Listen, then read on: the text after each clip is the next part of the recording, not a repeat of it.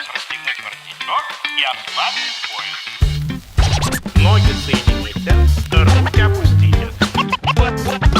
Ноги соедините, руки опустите. Non, ça c'est un truc qui est assez marquant. En 2005, j'étais en première et moi j'habitais en tout cas, j'ai déménagé maintenant, mais j'habitais à la frontière entre Rissorangis et Grigny, donc mon immeuble il donnait sur Grigny 2, j'étais pas très très loin de la Grande Borne.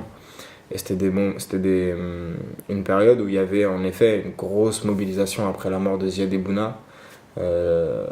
Et c'était à la fois politisé et en même temps c'était une colère brute qui explosait. Et il fallait comprendre pourquoi ça explosait. Et au lieu de comprendre et d'essayer de voir de près, d'aller à la rencontre des gens, on avait l'impression qu'il y avait une soif de la part des médias de montrer la guerre. Des situations de guerre en tout cas. Donc on filmait les poubelles en flammes, mais on filmait pas dans la journée quand la vie normale se déroulait. Moi j'avais l'impression en allumant ma télé de voir des scènes qui ne correspondaient absolument pas à ce que je vivais.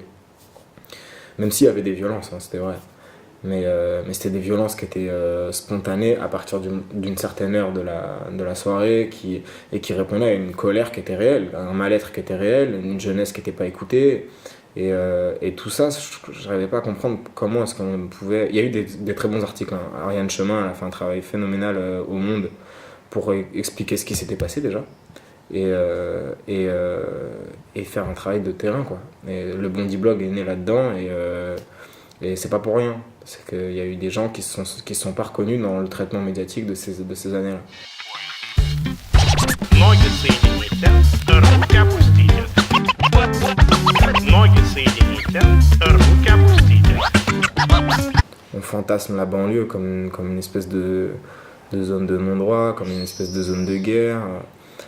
Les gens ici pensent sincèrement qu'ils ne pourraient pas survivre 5 minutes en traversant le périph'. Mais comment est-ce qu'ils peuvent en venir à penser ça?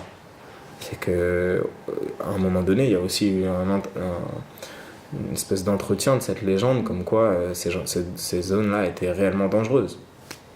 Et là-dessus, il y a une responsabilité médiatique. C'est-à-dire que si on faisait notre travail et qu'on y allait vraiment dans ces quartiers, qu'on racontait comment ça se passe, qu'on racontait ce que c'est que de grandir dans une cité, que de grandir avec un seul salaire, parce qu'il y a beaucoup de ces gamins qui n'ont pas de parents, ils n'ont qu'une mère. Et si je suis devenu journaliste, et ce que je fais, les sujets que je traite maintenant, je sais que c'est aussi à cause de ça, quoi. C'est que je sais que il n'y a pas une responsabilité de gens qui viennent de ces quartiers-là de prendre la parole, mais disons qu'il y a une responsabilité collective des journalistes de raconter le monde dans lequel on vit. Et ça en fait partie. Et ça me fait rire quand je vois des gens qui se disent vouloir devenir reporters de guerre et attendre qu'une chose, c'est qu'on les envoie en Irak, mais qui ne sont pas capables de traverser le périph'. Et je vise personne parce que en même temps je pourrais en viser beaucoup, mais ça c'est un vrai problème, le fait d'avoir toutes les rédactions hyper parisiennes et de voir la banlieue comme un territoire étranger, alors que c'est la porte à côté. Il y a des lignes de métro, on les prend, si jamais on s'endort et qu'on se réveille au bout, on est à Aubervilliers, ou on est à Pantin, ou on est à Grigny, et ces territoires-là, on y va uniquement quand il y a des poubelles qui crament, ou quand malheureusement il y a des policiers qui se font brûler dans des bagnoles, ce qui est arrivé il n'y a pas très longtemps. Bon là d'accord, on y va, et on va faire on va prendre une photographie, mais qui est forcément déformée de la réalité. Après, je suis pas du tout...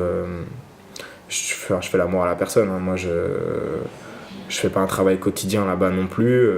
Ce que je fais, c'est d'y aller parce que j'ai beaucoup de potes là-bas et que je donne juste mon avis sur ce que je vois en tant que lecteur ou en tant que spectateur de la télévision et tout. Mais ce qui est clair, c'est que le travail est mal fait, quoi.